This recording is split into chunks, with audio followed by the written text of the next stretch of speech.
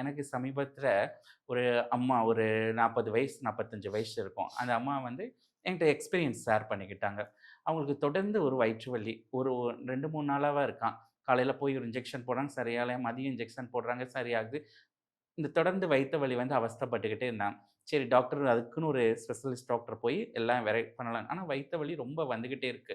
So அப்போ அவங்க பக்கத்து வீட்ல ஒரு அம்மா என்ன சொன்னாங்கன்னா, "நீ நாராயணியம் ஸ்லோகம் படி. உனக்கு ஏதாவது ஒரு நல்ல வழி கிடைக்கும்." அப்படின்னு சொன்னாங்க. சரி இந்த வயித்து வலியோட அந்த அம்மா நாராயண பட்டர் எழுதிய நாராயணிய ஸ்லோகம்ன்னு இருக்கு. அந்த ஸ்லோகத்த உட்காந்து ஒரு 3 ஹவர்ஸ், 4 ஹவர்ஸ் உட்காந்து மனமுருகி உள்ளார்ந்து படிச்சாங்க. படிச்சு முடிச்சுட்டு பார்க்குறாங்கன்னா, வயிறு வலி எங்க இருக்குன்னே தெரியலையாம்.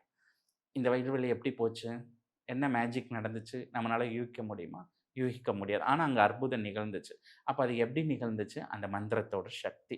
அப்ப இந்த மந்திரங்களுக்கு சக்தி இருக்கா? கண்டிப்பாக சக்தி இருக்கு. ஒவ்வொரு மந்திரமும் ஒவ்வொரு அதிர்வலைகள வெளியிடும். அப்போ அந்த சில மந்திரங்கள், ஸ்லோகங்கள நம்ம எவ்ளோ ஆத்மார்த்தமா சொல்றோமோ, அந்த அளவுக்கு நம்ம பலன் பார்க்க முடியும்.